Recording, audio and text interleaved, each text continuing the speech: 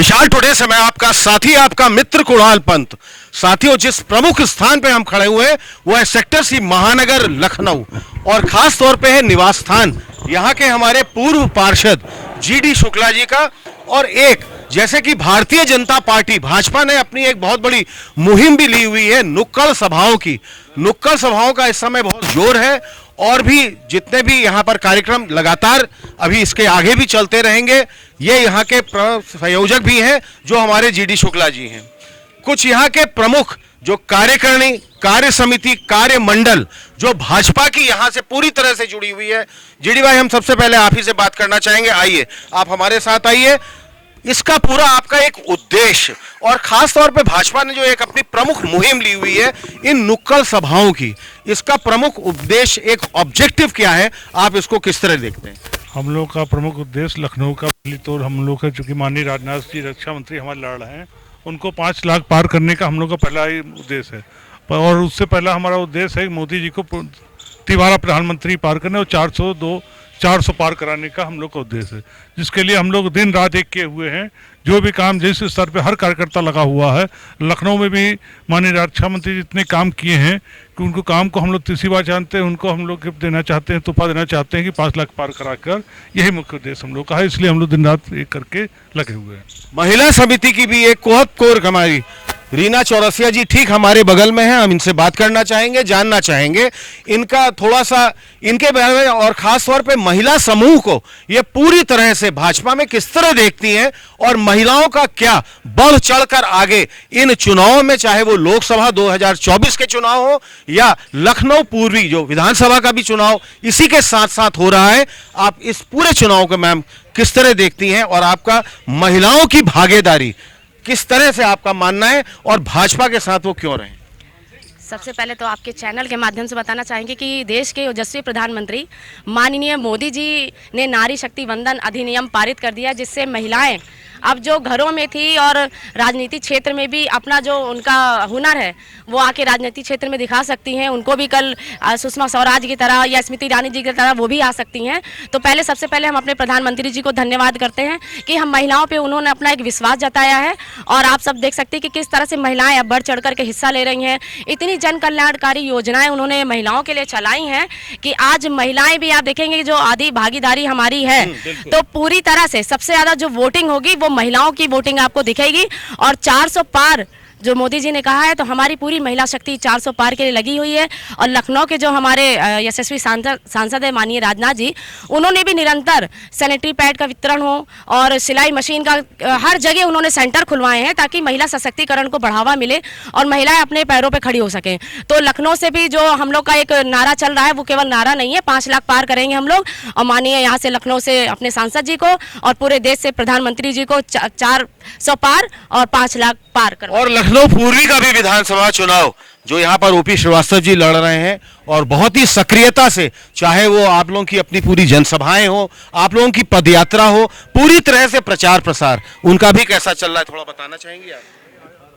बहुत ही सरल स्वभाव के धनी है वो, कहीं से लगता ही नहीं है कि उनको टिकट मिल गया और कहीं भी उनमें कोई परिवर्तन आया है। वो जनता के बीच, कार्यकर्ताओं के बीच एक फ़ोन जाता है, तुरंत फ़ोन उठाते हैं, नहीं पहुंच पाते तो तुरंत अपनी दिक्कत बताते हैं, क्षमा मांगते हैं, और सबके बीच बहुत ही सुलभ तरीके से वो आ रहे हैं। और जिस तरह से वो लोगों से मिल रहे हैं, बिल्कुल पूरा यकीन है कि काफ़ी मार्जिन बढ़ेगा पूरब का, और आगे क्षेत्र में विकास होगा। जो माननीय हमारे आशुतोष टंडन जी जो कार्य रह गए, जो वो ईश्वर को उनको परम गति प्राप्त हुई है, तो उनके जो कार्य वो हमारे अधूरे रह गए, वो कार्य हमारे इस समय ओपी श्रीवास्तव जी पूरा करेंगे।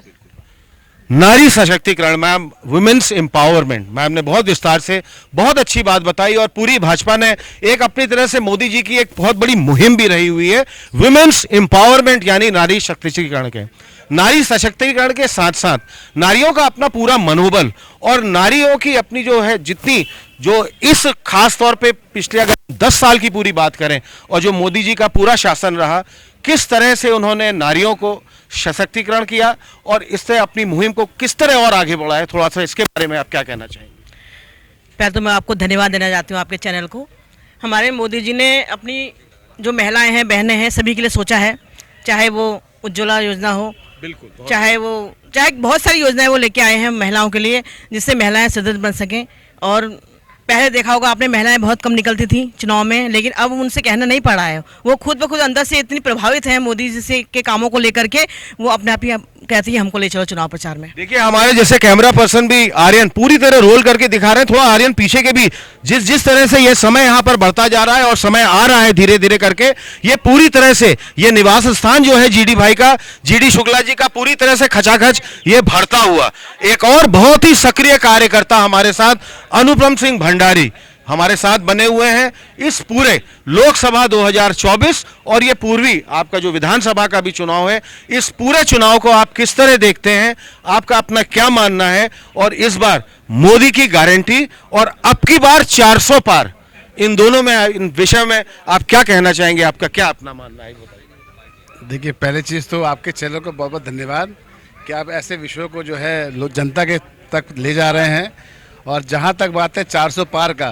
तो ये 400 पार का नारा, ये नारा नहीं है, ये 400 पार की संख्या जो है वो 100% लेके आने वाले हम लोग हैं। और चूँकि लेने का आने का कारण क्या है, मोदी की गारंटी, मोदी जी ने जो कहा वो किया। अगर आप देख सकते हैं राम मंदिर के बारे में लोग कहा करते थे कि मंदिर वही बनाएंगे वाली बात थी, तो आज हमने मंदिर वही बना के दिखाया। और आज देख सकते हैं राममय पूरा हिंदुस्तान हो चुका है।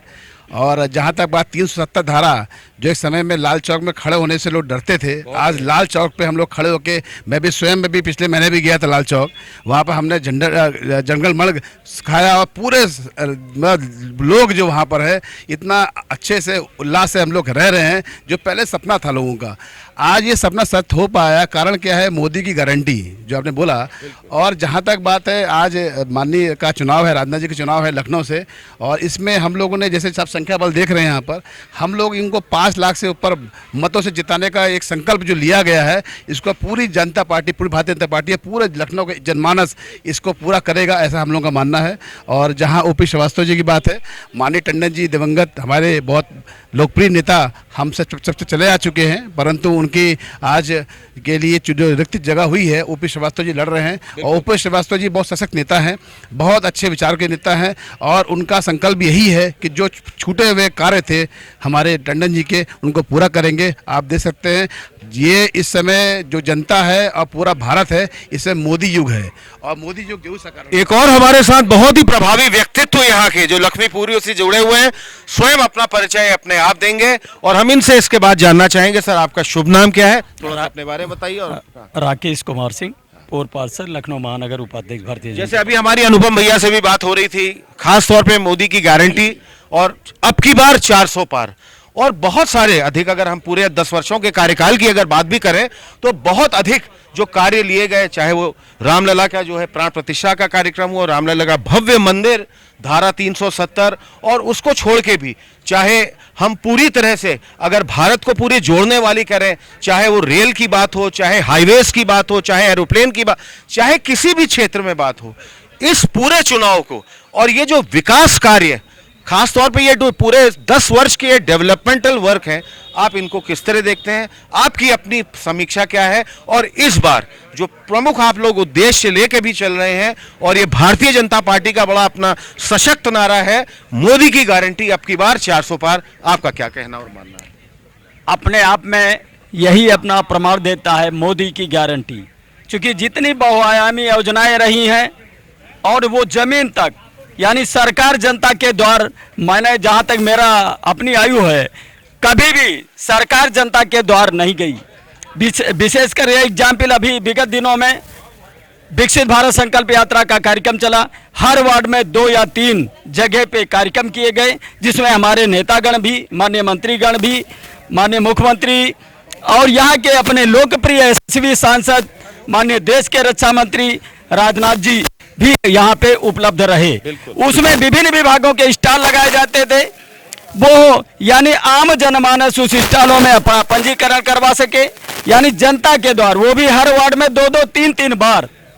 चाहे आयुष्मान का हो, जनधन का हो, आवास का हो, वृद्धावस्था, दिव्यांग पेंशन का हो, यानी तमाम सरकारी योजनाएं जो जन सरोकार से जुड़ी रही हैं, उसको मोदी जी ने गारंटी के साथ जमीन पे लागू कराया। और यही नहीं, देश का विकास ही नहीं, सांस्कृतिक सांस्कृतिक विकास भी अगर किसी दल ने किया है, किसी सरकार ने किया है, तो भारतीय जनता पार्टी और मोदी जी धरोहरों को पुनरुत्थान करने के लिए अगर देखा जाए, अतीत की सरकारें बिल्कुल दूर दूर मतलब नहीं रखती थी, यहाँ की बहुसंख्यक आबादी के बारे में तनी भी चिंता नहीं करती थी, जैसे वो 2 दर्जे के नागरिक रहा करते थे। आज सांस्कृतिक धरोहरों को पुनर्स्थापन का भी सरकार ने बीड़ा उठाया है। मोदी जी का जहाँ तक केंद्र के दृष्टि से और प्रदेश में बाबा योगी आदित्यनाथ जी का फिर क्या कहना, अपने आप में मोदी जी की गारंटी तमाम सरकारी योजनाओं को जमीन तक आम जन तक पहुंचाने के लिए इससे ज्यादा प्रमाण और क्या चाहिए। पूरी सड़क देखिए साथियों, अभी भी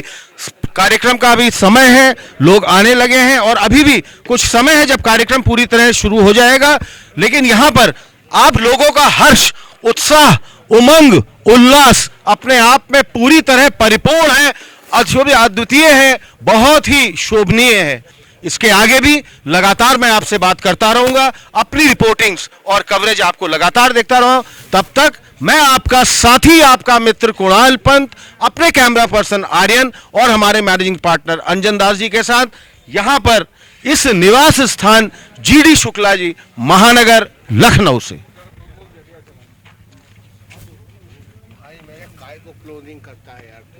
आज दिनेश शर्मा जी पर आने वाले हैं, बहुत ही अति शीघ्र आने वाले हैं, तो हम लोग इतनी देर में हमारे बीच में जी, अरे कुछ आप बोलिए, बस आप बोलेंगे। हाँ, हमारे बीच में हमारे पूर्वज जी हैं, उनका बहुत बहुत हार्दिक स्वागत है, उनसे आग्रह वो शब्द बोलेंगे। मैं भी यही पड़ोस में रहता हूं और इस कारण मैं ये समझता हूं कि आप सभी हमारे मेहमान हैं, हमारे समक्ष आए हैं, उपस्थित हैं। मैं सभी का अभिवादन करता हूं, खास तौर से माताओं बहनों का विशेष रूप से, और इतनी संख्या में यहाँ आप लोग इस गर्मी में उपस्थित हैं, ये बड़ी अच्छी बात है। देश और समाज के लिए हर व्यक्ति समय निकालता है और हमारी आपकी ये जिम्मेदारी है कि इसके लिए हम आगे बढ़ें। केवल नेताओं के